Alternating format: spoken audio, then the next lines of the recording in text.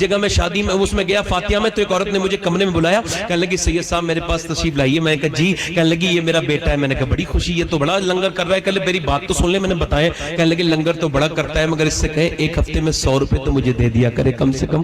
میں نے کہا کیا ہوا؟ کہنے لگی 100 روپے بھی نہیں دیتا، دوائی کے لیے پریشان رہتی ہوں، اور جب میں اس کا باپ مرا تھا نا تو میں پان کھاتی تھی، مگر 1 سال کے بعد اس نے پان بھی رکھوا دیا کہ تیرا پان کا خرچہ میں نہیں اٹھا سکتا. اور کہنے لگی اس سے کہو میں بوڑھی ہوئی ہوں مگر اندھی نہیں ہوئی ہوں. یہ چیزیں لے کے آتا ہے، یہ پھل لے کے آتا ہے، یہ فروٹ لے کر کے آتا ہے، اور یہ میٹھا لے کر کے آتا ہے اور اپنے بچوں کو دیتا ہے. کیا میں نے اتنا برا کیا ہے اس کے ساتھ کہ یہ مجھے پھل دکھاتا تک نہیں، بی بی کی طرف جاتا ہے، بچوں کی طرف جاتا ہے. یار بتائیں آپ کتنی گندی بات ہے یہ. امی عائشہ فرماتی میرے پاس ایک عورت آئی، دروازہ دستک دی، میں نے دروازہ کھولا، کہنے لگی میرے بچے کئی دن سے بھوکے، کچھ دے دیجئے. اما عائشہ فرماتی میں نے 3 کھجوریں دے دی. اس نے ایک کھجور ایک کے منہ میں، دوسری کھجور دوسرے منہ میں، اور تیسری کھجور وہ اپنے منہ میں رکھنے کا ارادہ کیا. بچوں کو دیکھ کر کے منہ میں ایک کھجور رکھ لی، مگر بچوں نے اپنی کھا کے ماں کی طرف کو دیکھا تو ماں کھانے والی تھی بھوکی، مگر منہ سے کھجور نکالی، 2 ٹکڑے کیے، آدھی اسے دے دی آدھی اسے دے دی. امی عائشہ کہتی میں یہ دیکھ کے روئی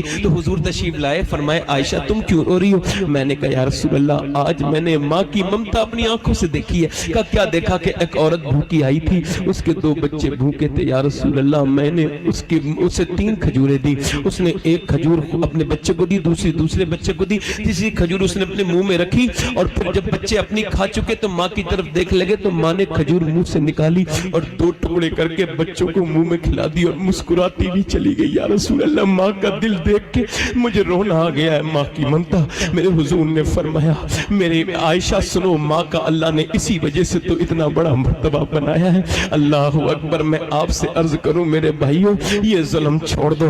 ایک بار ماں چلی جائے تو دوسری بار ماں نہیں ملتی ہے. ایک بوڑھے حاجی کو میں نے قبر پہ روتے دیکھا اپنی ماں کے. میں نے کہا یار تم تو بوڑھے ہو گئے ہو کیوں رو رہے ہو؟ کہنے لگے سید صاحب بیوی ہے بچے ہیں سب ہے مگر ماں کے بغیر اچھا نہیں لگتا. اللہ اکبر. دیواریں چھوٹی ہوتی تھی لیکن پردہ ہوتا تھا. تالے کی ایجاد سے پہلے صرف بھروسہ ہوتا تھا، اور جب تک ماتھا چوم کے رخصت کرنے والی زندہ تھی دروازے کے باہر تک منہ میں لقمہ ہوتا تھا. پہلے میں اپنے گھر جاتا تھا تو میری امی میرے لیے دروازہ کھولتی تھی رات کے وقت میں. کبھی رات میں ہی جاتا ہوں اکثر. اب میں جاتا ہوں تو امی کو فالج گر گیا ہے، وہ گھر میں رہتی ہیں مگر جاتا ہوں تو جاگتی رہتی ہیں. ایک دن مجھے بلایا تو مجھ سے میں نے کہا امی نیند نہیں آئی؟ تو میرا ہاتھ پکڑ کے پھر رونے لگی. میں نے کہا کیا ہوا؟ کہنے لگی بیٹے جب تمہاری گاڑی کی آواز سنتی ہے تو آنکھ کھل جاتی ہے. کہنے لگی تم حضور کے جلسے میں جاتے ہو، اتنی دعا کر دو کہ اللہ میرے ہاتھ پیر ٹھیک کر دے کہ جب تم آیا کرو تو تمہاری گاڑی کھولنے کی چلی جایا کروں. اللہ اکبر. یار ماں ہوتی ہے، اپنے کتنے بچوں کا خیال ماں باپ دونوں رکھتے ہیں مگر 2 ماں باپوں کو بچے آج نہیں رکھتے. وہ بڑھاپے میں ملتے ہیں ماں باپ. یار ان کا قدر کرو، ان کی خیال رکھو، ان سے محبت کرو. وہ چلے گئے تو پھر دوسری مرتبے تو نہیں آئیں گے نا. ایک آدمی مجھ سے کہنے لگا میرے باپ نے مجھے گھر سے باہر نکال دیا سید صاحب. میں نے کہا کیوں؟ کہنے لگا بے دخل کر دیا. میں نے کہا تم نے ستایا ہوگا؟ کہا نہیں. میں نے کہا تو پھر عید کے دن اس سے عید مل لینا، عید آنے والی. کہنے لگا عید نہیں ملوں گا. میں نے کہا تم نے عید ملنی ہے اور درود بھی پڑھنا ہے. سمجھا کوئی عمل ہے گیا. عید کے بعد آ کے بولا باپ راضی ہو گیا، رونے لگا. میں نے کیا ہوا؟ کہنے لگے میں نے عید والے دن ابا سے کہا عید ملوں گا، دروازہ بند کر لیا. میں نے کہا ابا عید ملوں گا، زبردستی اندر گیا. میں کہا ابا عید ملوں گا. میں ناراض تھے نا تو ہٹانے لگے پیچھے کو. کہتے میں نے زبردستی باہوں میں بسا لیا. اور میں نے جب اپنی باہوں میں جکڑا نا اپنے باپ کو تو کہتے میرا باپ جو ہے نا تھوڑی دیر تو میری مخالفت کرتا رہا مگر جب میرے سینے کی گرمی اس کے سینے تک پہنچی تو میرا باپ پھر پھوٹ کے رونے لگا. میں نے دیکھا ابا رو رہے تھے. میں نے کہا ابا کیوں رو رہے ہو؟ کہنے لگے بیٹے آج تو نے مجھے جتنی عزت دی ہے اتنی کبھی عزت نہیں دی ہے. میں تجھے آواز دیتا تو سنتا نہیں تھا. تو کیا سمجھتا ہے میری کمائی یہ دولت ہے؟ میری کمائی تو ہے میرے بیٹے. میں نے اپنی جوانی میں آگ لگا کے تیری جوانی کو میں اجالا کیا ہے.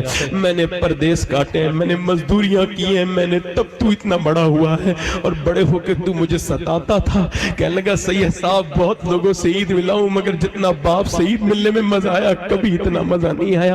یار اپنے باپوں سے عید ملا کرو. یہ چلی گئی دولت تو پھر نہیں ملے گی. کبھی اپنے باپ کے ہاتھ چوم کے دیکھو. کسی پیر کے ہاتھ چومنے میں وہ مزہ نہیں ہے جو باپ کے ہاتھ چومنے میں مزہ ہے. کسی پیر کے ہاتھ چومنے میں وہ مزہ نہیں ہے جو ماں کے ہاتھ پیر چومنے میں مزہ ہے. میرے حساب سے تو یہ سب سے پہلے عزت کے لائق یہ ماں باپ ہے جو گھر میں بیٹھے.